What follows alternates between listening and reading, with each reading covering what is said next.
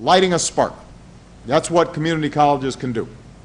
That's what learning a new skill or training in a new field can do. And that's the reason that I'm here today. We've got to light more sparks all across America. That's going to make a difference in the futures of individuals who are looking for a better life, but it's also going to make a difference in America's future. So I've set a goal that by the end of this decade, we are going to once again lead the world in producing college graduates. To achieve that, we're making college more affordable, and we're investing in community colleges. But the goal isn't just making sure that somebody's got a certificate or a diploma. The goal is to make sure your degree helps you to get a promotion or a raise or a job. And that's especially important right now. Obviously, we're slowly recovering from a very painful recession.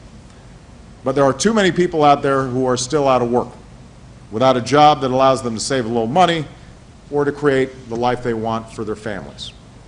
That's unacceptable to me. It's unacceptable to all of you. So we've got to do everything we can, everything in our power, to strengthen and rebuild the middle class. We've got to be able to test new ideas, pull people together, and throw everything we've got at this challenge.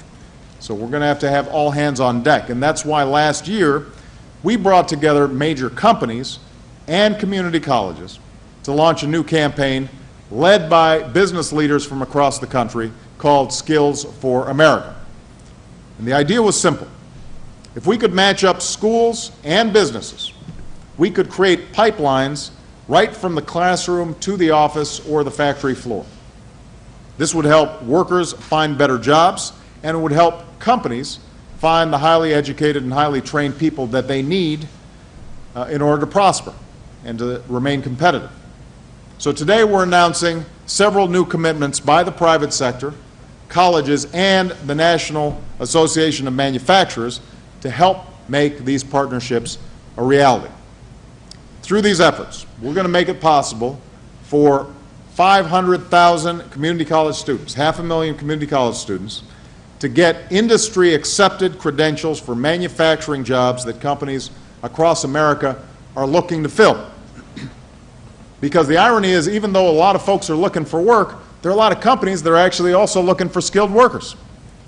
There's a mismatch that we can close, and this partnership is a great way to do it. So if you're a company looking to hire, you'll know exactly what kind of training went into a specific degree.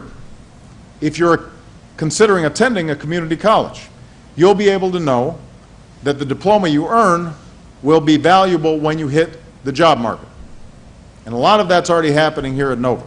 What all these steps boil down to is this. Right now, there are people across America with talents just waiting to be tapped. Sparks waiting to be lit. Our job is to light them. And there's no time to lose when we've got folks looking for work, when we've got companies that need to stay competitive in this 21st century economy, and when we know that we've got to rebuild the middle class, and a lot of that's going to have to do with how well we do in manufacturing and how well we do in those jobs that are related to making products here in the United States of America. The fact is, we understand what it takes to build a stronger economy. We know it's going to require investing in research and technology that will lead to new ideas and new industries. We know it means building the infrastructure, the roads and bridges, and manufacturing the new products here in the United States of America that create good jobs. Above all, it requires training and educating our citizens to outcompete workers from other countries. That's why today's announcement is so important. And that's why I also want to see Congress, so Jim, get working on this, pass the Workforce Investment Act to build on this progress, with new and innovative approaches to training and to really figure out what works. You know, we've got a lot of programs out there. If a program does not work in training people for the jobs of the future and getting them a job, we should eliminate that program. If the program is working, we should put more money into that program. So we've got to be ruthless in evaluating what works and what doesn't in order for folks to actually obtain a job and industry to get the workers they need. That's how we're going to help more Americans climb into the middle class and stay there. That's how we're going to make our overall economy stronger and more competitive. Let me just make this point. If we don't decide to do this,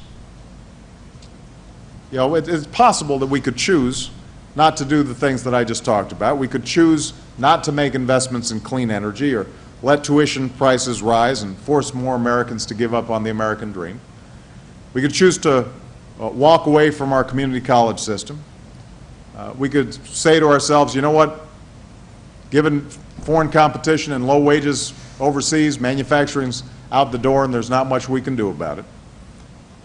We could decide in solving our fiscal problems that we can't afford to make any of these investments, and those of us who've done very well don't have to pay any more taxes in order to fund these investments.